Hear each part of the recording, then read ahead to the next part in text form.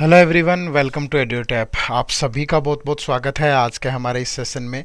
UPSC, EPFO, APFC और ईओएओ both examination के लिए हमने एक स्पेशल सीरीज चलाई है जिसका नाम है फटाफट सीरीज।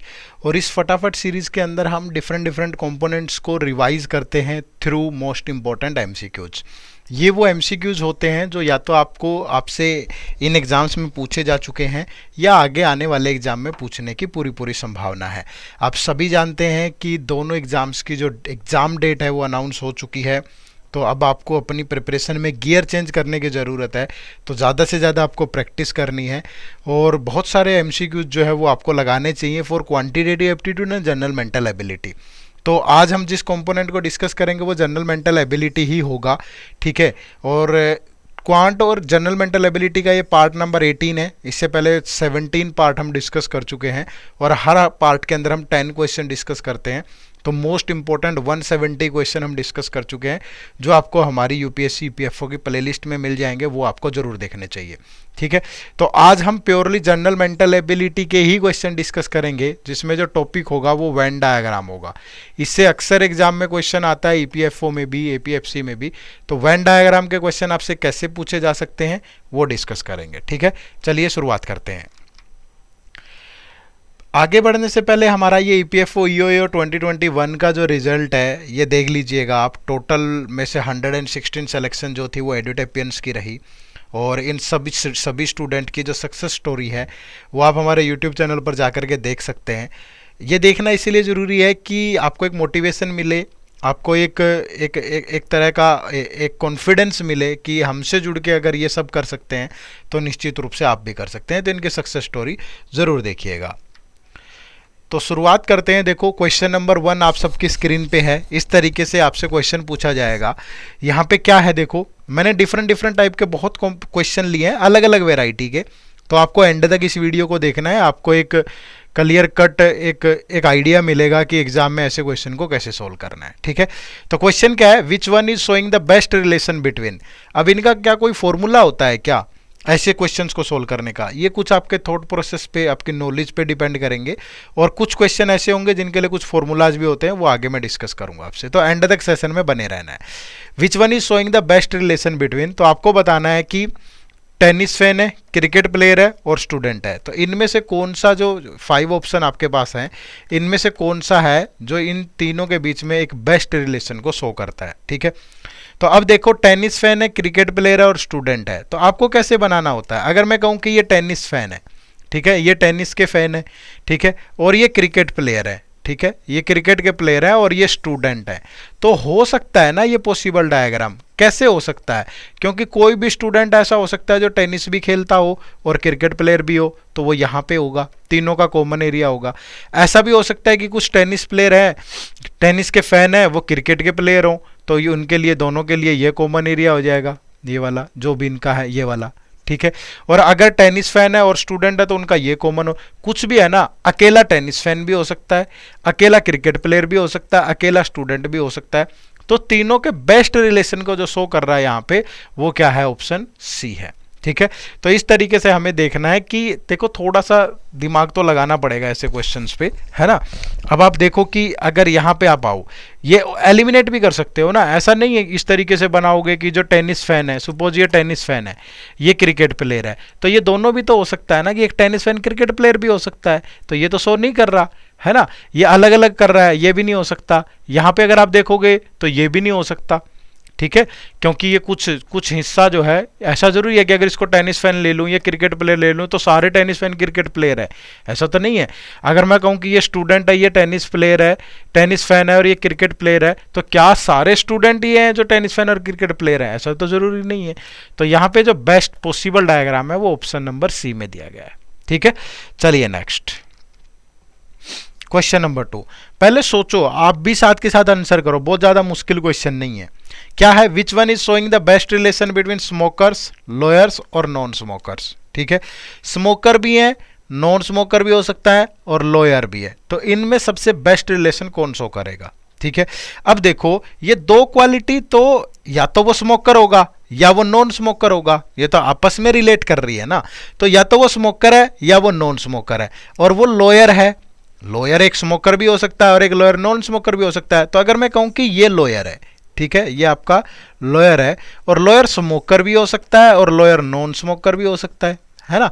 ऐसा भी हो सकता है कि लोअर जो है वो स्मोकर हो और लोअर नॉन स्मोकर हो, ठीक है, और मतलब कुछ ना कुछ तो होगा ही ना। तो यहां पे अगर मैं देखें विच वन इज, अब ऐसे तो ये ऐसे होना चाहिए था, इस तरीके से कि ये दोनों इस तरीके से मैच करें और लोअर इनके अंदर ही आए। लोअर या तो स्मोकर है या नॉन स्मोकर है, लेकिन ऐसा कुछ यहाँ दे ही नहीं रखा है कि स्मोकर नॉन स्मोकर लोअर ये तो अलग अलग है, नहीं हो सकता।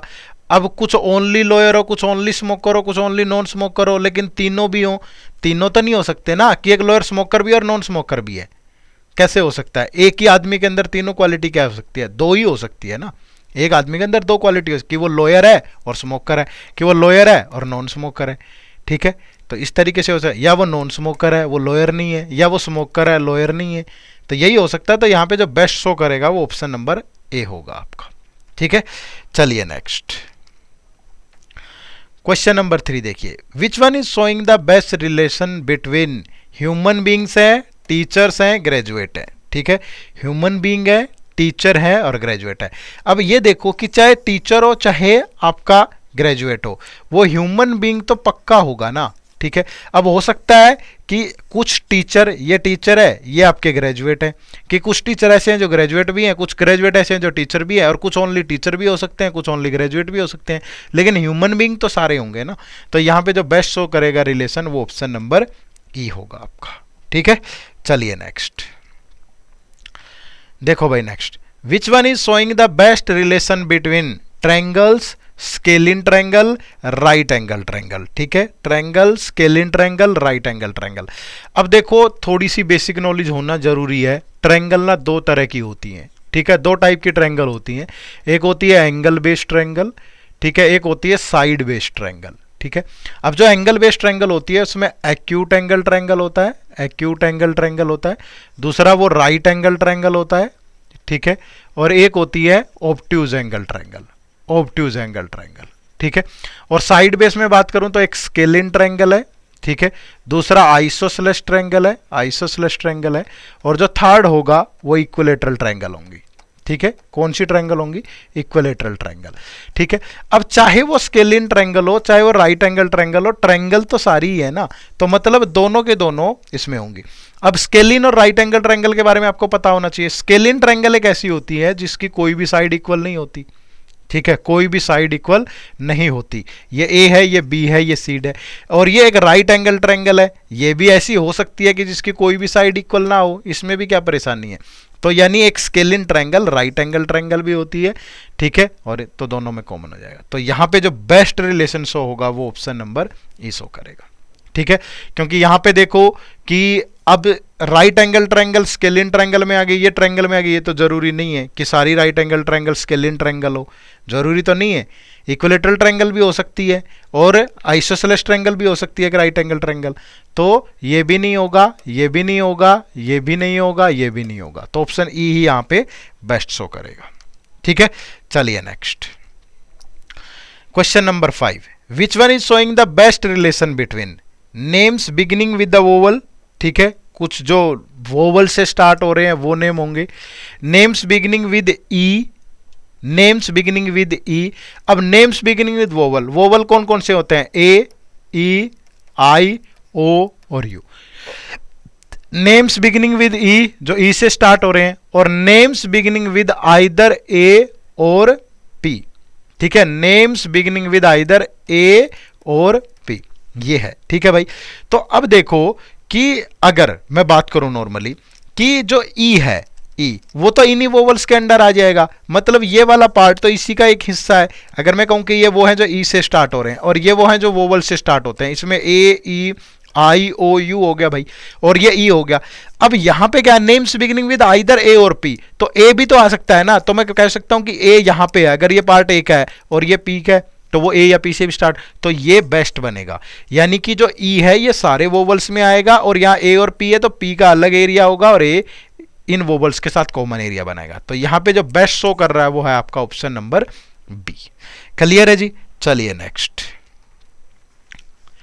देखो question number 6, some of the cricket players are, tennis player, जो कुछ क्रिकेट प्लेयर हैं वो टेनिस प्लेयर हैं। अगर मैं कहूं कि ये क्रिकेट प्लेयर हैं तो कुछ क्रिकेट प्लेयर जो हैं वो टेनिस प्लेयर हैं, ठीक है। Some tennis player or hockey player, कुछ जो टेनिस प्लेयर हैं वो हॉकी प्लेयर भी है, ठीक है भाई। No cricket player is a hockey player, जो कोई भी क्रिकेट प्लेयर है वो हॉकी प्लेयर नहीं है। इसका डायग्राम तो ये बनेगा, समझ रहे हो ना। तो हमें शो करना है कि इनमें से which of the following diagram correctly represent the above statement.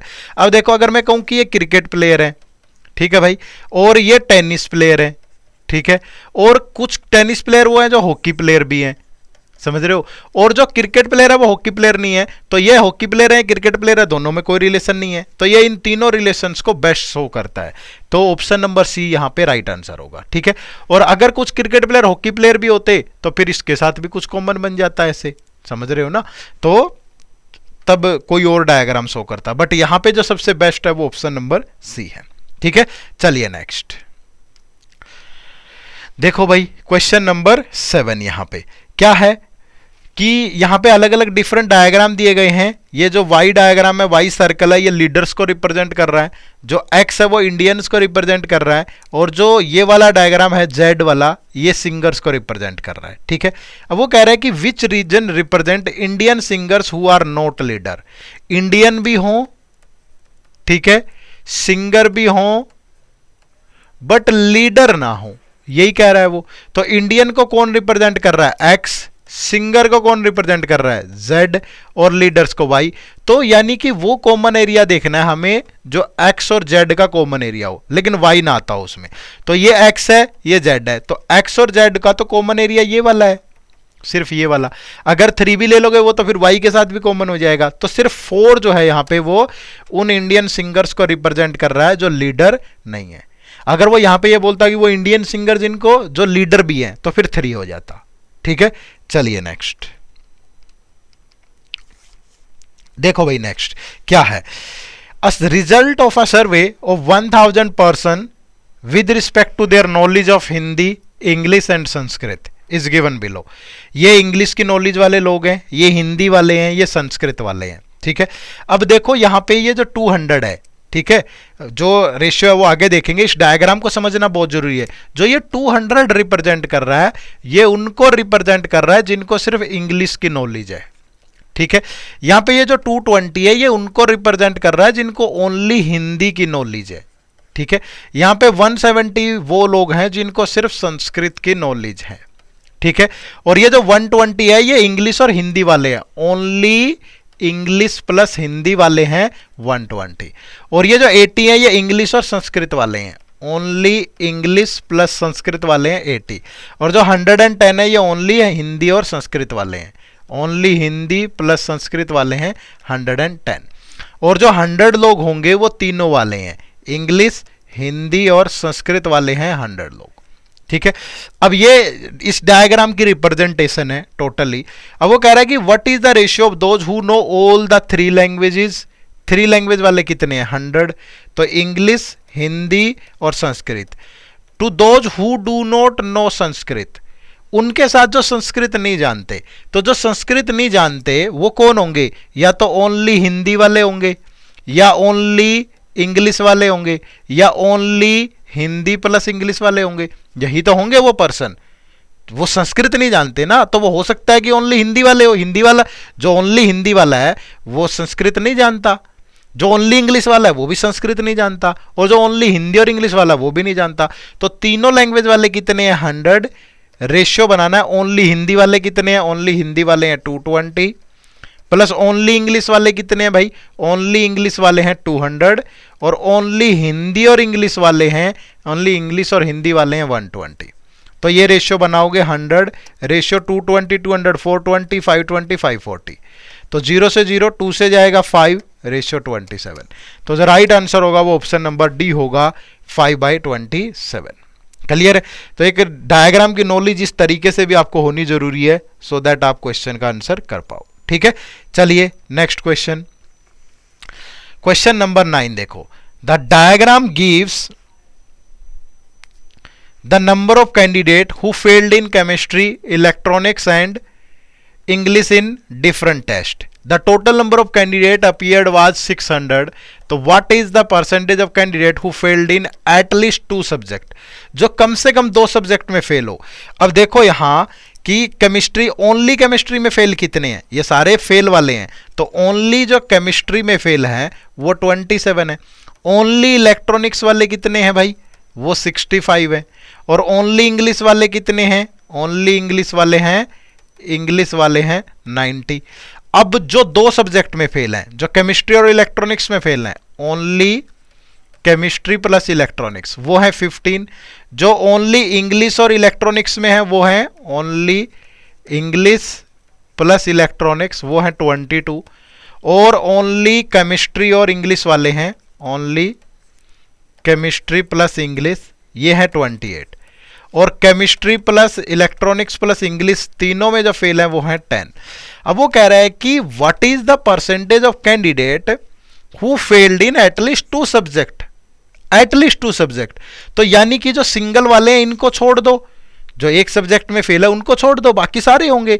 तो ओनली केमिस्ट्री और इलेक्ट्रॉनिक्स वाले 15, ये 22, ये 28, और एटलीस्ट में तो 3 वाला भी आएगा ना, 2 या 2 से ज्यादा, कम से कम 2 हो, तो ये 10। तो ये टोटल हुए 5 + 2 7 + 8 15, और ये हो गया 6 और 1 7। तो ऐसे कितने होंगे 75। लेकिन टोटल अपीयर कितने हुए थे 600, तो 75 है आउट ऑफ 600।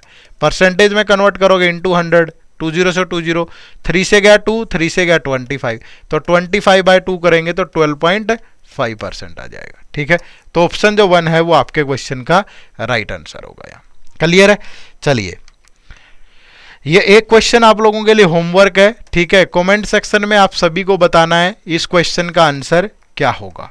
ठीक है, क्या है, an interview of 60 persons to know whether they play tennis, chess और carrom was conducted. The data so obtained has been summarised in a pictorial diagram as shown. Study the diagram and answer the question. How many person do not play any game. ठीक है, do not play any game वो आपको बताना है। ठीक है, तो comment section में जरूर बताइएगा। एग्जाम आपका 2 जुलाई को है। ठीक है, और अगर आपकी प्रिपरेशन में कुछ कमी है कहीं ना कहीं, तो एड्यूटैप आप लोगों के लिए 3 कोर्सेज लेकर के आया है। पहला हमारा मास्टर पैक है, जिसमें आपको जितने भी आपके कंपोनेंट है सबकी वीडियोस, नोट्स, ठीक है, नोट जिन भी पर्टिकुलर सब्जेक्ट्स के हैं वो ऑफरिंग्स में आपको होगा, वो चेक कर लीजिएगा। ठीक है, वीडियो वगैरह, टेस्ट वगैरह सब कुछ मिलेंगे। टेस्ट सीरीज प्लस में ओनली जो स्पेशल कंपोनेंट होते हैं, अकाउंटेंसी है, लेबर लॉ है, सोशल सिक्योरिटी है, इंडस्ट्रियल रिलेशन है, वो वाला कंपोनेंट यहाँ पे कवर किया गया है। और टेस्ट सीरीज में आपको सिर्फ प्रैक्टिस क्वेश्चन मिलेंगे। ठीक है, तो अगर आपको सिर्फ प्रैक्टिस करनी है तो आप टेस्ट सीरीज से जुड़ सकते हैं। सभी का एम एक ही है, आपकी सफलता। तो इन सभी कोर्सेज का लिंक इसी वीडियो के डिस्क्रिप्शन में है, जाकर के ज्वाइन कर लीजिएगा। तो थैंक यू वेरी मच, आप सबका बहुत बहुत शुक्रिया सेशन से जुड़ने के लिए। उम्मीद करूंगा सेशन आपको अच्छा लगा होगा। अच्छा लगा तो कमेंट सेक्शन में जरूर बताइएगा, और होमवर्क क्वेश्चन का आंसर जरूर शेयर करिएगा। ठीक है, चलिए मिलते हैं नेक्स्ट किसी सेशन में। बाय बाय, टेक केयर, जय हिंद, जय भारत।